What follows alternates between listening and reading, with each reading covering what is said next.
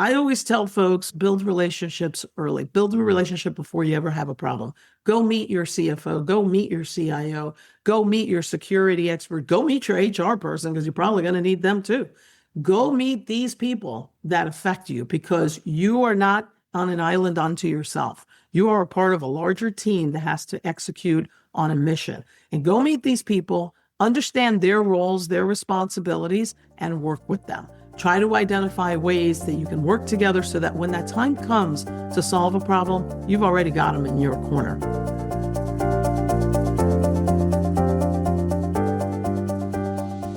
Welcome to Management Matters. I'm James-Christian Blockwood. Today's conversation sits at the intersection of leadership, acquisition, and public service reform. We're joined by two distinguished Academy Fellows whose careers span decades of federal service and whose work continues to shape how government delivers results. Soraya Correa is president and CEO of the National Industries for the Blind. Over more than 40 years in public service, including as Chief Procurement Officer at the Department of Homeland Security, she is a leading voice in modernizing acquisition and strengthening the federal workforce. Greg Giddens is a partner at Potomac Ridge Consulting and previously served as Chief Acquisition Officer at the Department of Veteran Affairs, leading major modernization and reform efforts across the VA, DHS, and the U.S. Coast Guard. Soraya, Greg, welcome to you both. Thank you. Thank you for having us. Great to be here. Both of you have emphasized that acquisition isn't just a compliance function. It's a strategic lever for mission outcomes. Greg, during your time at VA, acquisition was central to healthcare delivery, supply chains, and modernization efforts. What do you think leaders outside the acquisition community most misunderstand about its role in government performance? Just like if you're going to buy a house, you have an agent, you have somebody that understands the business and how to get it done. That's the same that procurement functions. It's somewhat like a broker. They're the bridge between a mission organization that has a job to do and industry that can support that. And I can't think of anything our government does either to its citizens or on behalf of its citizens that's not enabled by private industry. So procurement is that critical function that sits in between the government's mission and industry that can help enable that mission. And really should be seen as that strategic partner that can enable the mission, making sure the mission gets done, but also with an eye toward value. We're mission enablers. The acquisition function is there to help the program execute on its mission. And so that means that we have to focus on how we help them understand how to get to that point that they're trying to get to, whether it's a contract, order, or even just to engage with industry. But we're there to help them. What I've always said about compliance is you bake compliance into the process.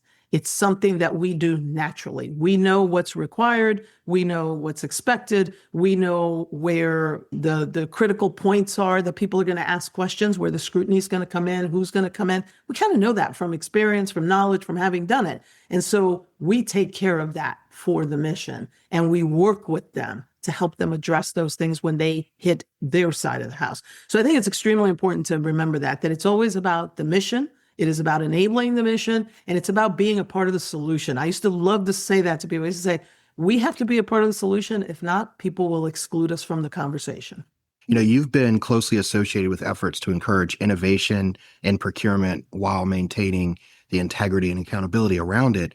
From your perspective, what does smart acquisition reform actually look like? The words acquisition reform have been used so much in history, and we still struggle with changing it. So the first thing that I like to say about acquisition reform, I spent 40 years in this business.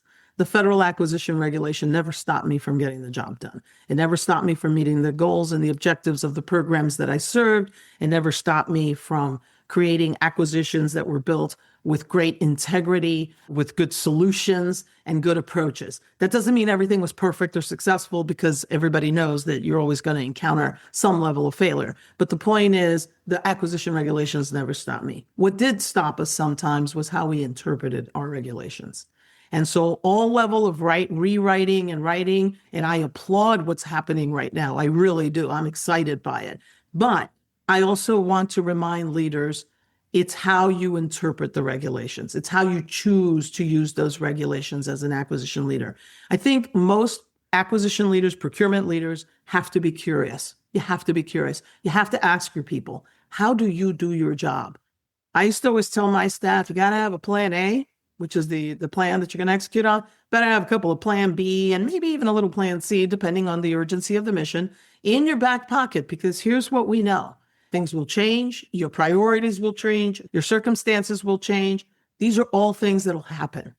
And you have to be prepared for that. And the urgency of the mission, the seriousness of the requirement that you're trying to fulfill, how urgent, how compelling is it? That's going to drive the risk that you're willing to take. I'm sure Greg has something to add there. Soraya, spot on. It's really about kind of understanding that and not focusing on the far, not focusing on your own world, but trying to understand and engage and help the mission get done. Spot on. Greg, you've seen or overseen many different reform efforts as it comes to acquisition, particularly from an enterprise-wide perspective.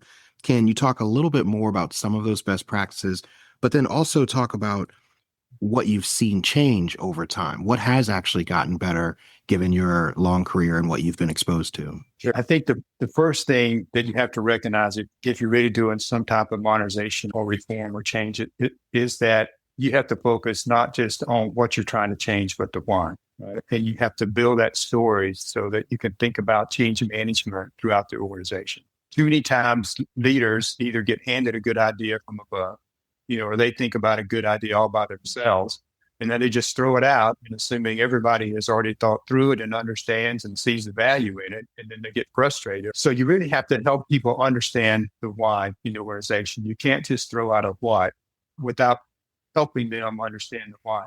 And that's more important now than I think it was when I first entered my civil service career. I think the why is much more important to lay that foundation to get people engaged and get them to want to make the change, not just be told to make the change. And you got to give them a way to get some successes early on so they can see the value, they can see some positive benefit happening. And you have to be able to be confident and humble enough to share the credit. Right?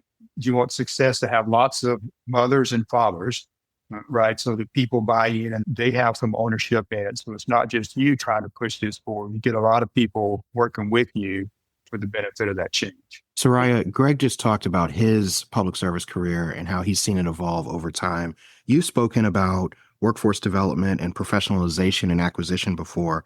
What skills or mindsets do today's public sector leaders need most as they manage change or as they seek to work in the acquisition field? I would say that the first thing that they have to have is great communication skills. And when I talk about great communication skills, not just oral communications, it's written communications, and it's the ability to put yourself in the place of those you are speaking to make sure that you're talking to them in a way that they can understand. Greg brought up some very important points about change management that I like to foot stomp. You have to communicate early, you have to communicate often, and you have to be transparent about what you're trying to do. Not just the what, but the why you're doing it. Why is this important? Why is this significant? Why does this matter? And how will we go about doing this? And what are the obstacles that are in the way? And kind of share with folks the reality of what you're confronting, right? The more transparent and honest you are with your staff, the more likely you are to get buy-in. The other thing that's extremely important is bring your partners to the table to have this discussion. It's not just what we're doing in acquisition, it's how it affects everybody else around us. How are we affecting that entire ecosystem? I always tell folks as I mentor up and coming leaders, what I tell them is build relationships early. Build a relationship before you ever have a problem. Go meet your CFO, go meet your CIO, go meet your security expert, go meet your HR person because you're probably going to need them too.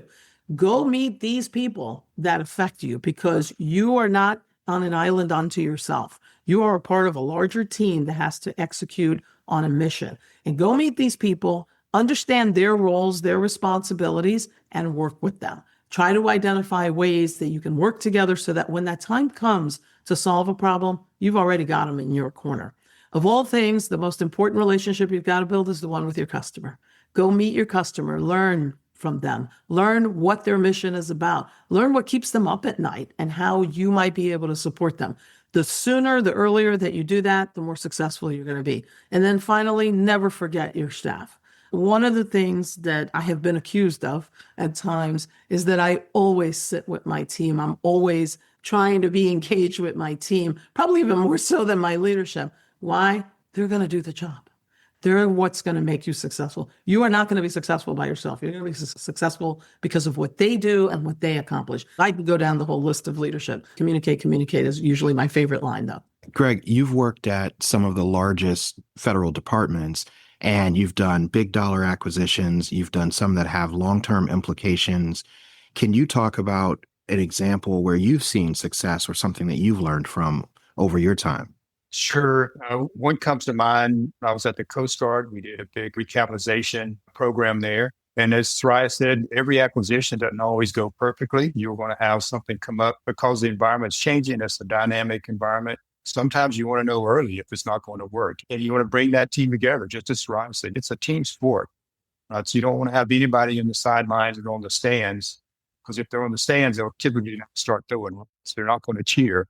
They'll start throwing. You want everybody in the game. There were several at DHS. Soraya talked about wonders.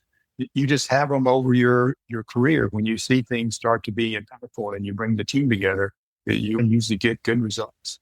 Greg raised a really good point. And did you notice we both pointed to procurements that were not 100% successful? Because if you're getting, and I used to say this all the time, if you're 100% successful all of the time, check what you're doing. You're not being innovative enough. You're not being curious enough. You're not taking risks.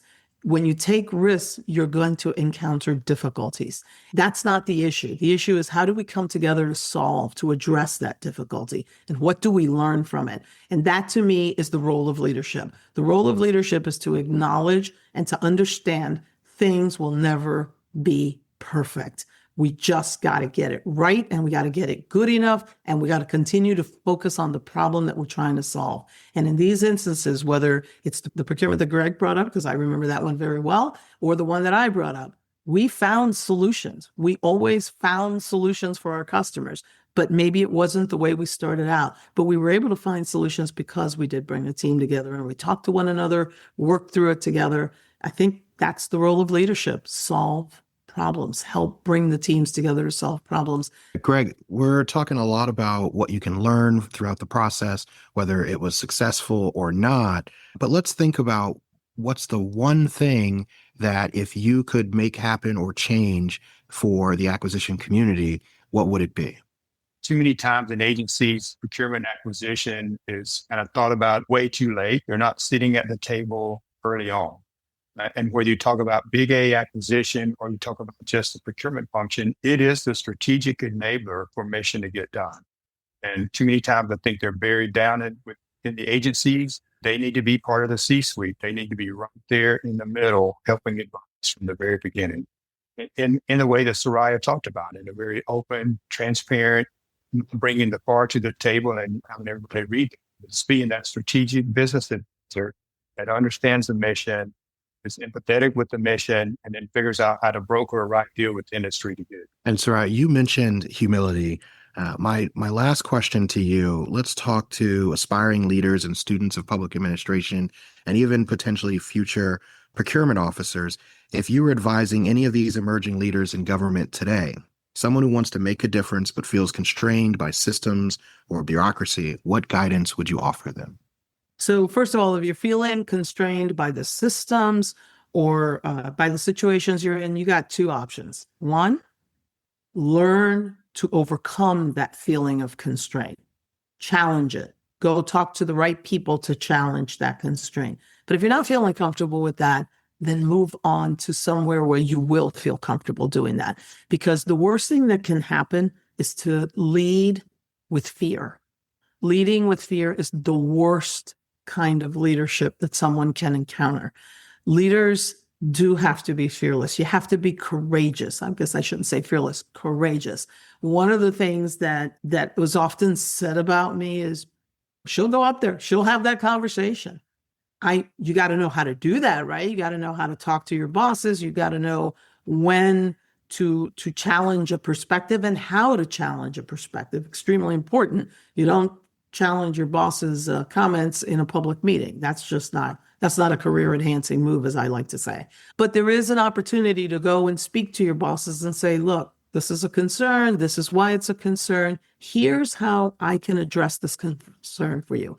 One of the things that I always tell folks is you always want to come to your boss with the answer to the question. Don't just present them with the question. Don't go and tell your boss, here's a challenge, good luck with it. You go say, here's a challenge, here's how we can overcome this challenge. Here's what we can do, and here's how I can help you overcome this challenge. I think that's extremely important, but leading with fear is the worst thing that you can do because people will sense that fear. They will feel it. Your staff won't trust you. And those that like to feed on fear and challenge you will challenge you further. I always say, come from a place of courage. And courage means that you're going to have knowledge, you're going to have credibility, you're going to have the ability to do the homework, the willingness to do the homework, to learn and come to the table with that knowledge. That's what's going to give you your courage to move forward. But remember, if you're not feeling comfortable in an environment, then maybe you move on to another environment where you can feel a little bit more comfortable. Because if you lead with fear, it'll catch up with you. Greg, we've been given a lot of advice to public servants and aspiring leaders and the federal workforce that's in the acquisition community right now. But as both of you have mentioned, this is a team sport and it works inside and outside of government. My last question to you, Greg, what advice would you have for private industry as they play their role in this larger acquisition process?